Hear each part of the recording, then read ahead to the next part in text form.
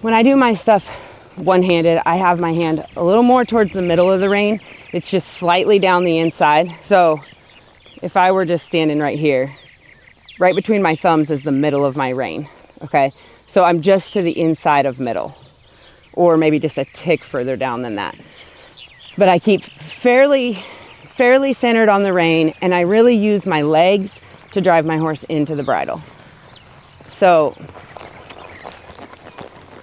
and if I need to get a little further down the rein, I can, but I really like to keep it kind of towards the middle, because here's the problem. If you're doing stuff one-handed and you're clear down this rein, you really throw the body off balance. Everything gets to floating out here. You have no control of the hip or the shoulder, and your horse is just gonna come into it. I mean, not that I can't pick him up off of it. He's certainly broke enough to do that, but I don't want that much. I don't need that much.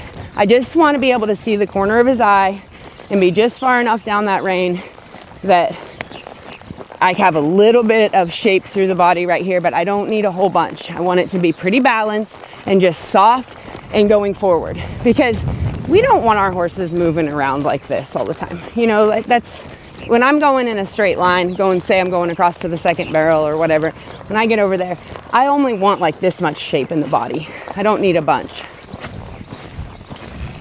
So same thing at my lope here. I just want to be able to move him over and around with that one hand. If I want a counter canter,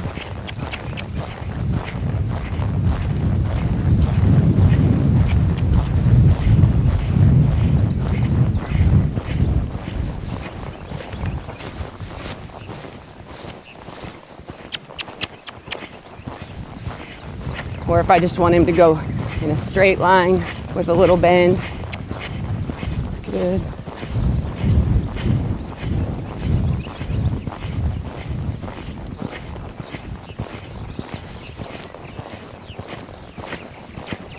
Or if I want him to come down into that little small circle.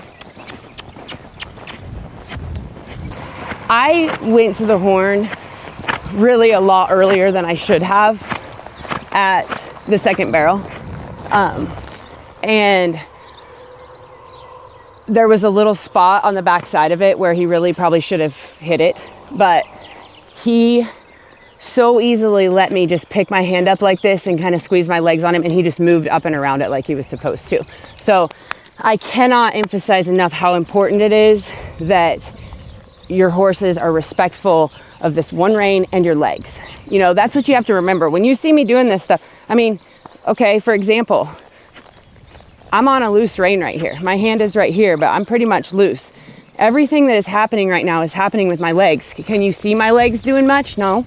But this horse is very respectful of my legs. So as soon as I took my leg off of him, he quit moving around in that circle.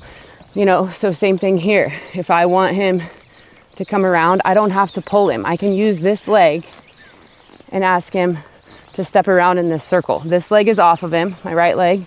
I'm using my left leg to bring his front end through. My hand is here to keep his face a little bit shaped, but I'm not pulling him to ask him to come around in that circle. So if I'm going around a turn and I need one more step, I can squeeze right here and get that one more step.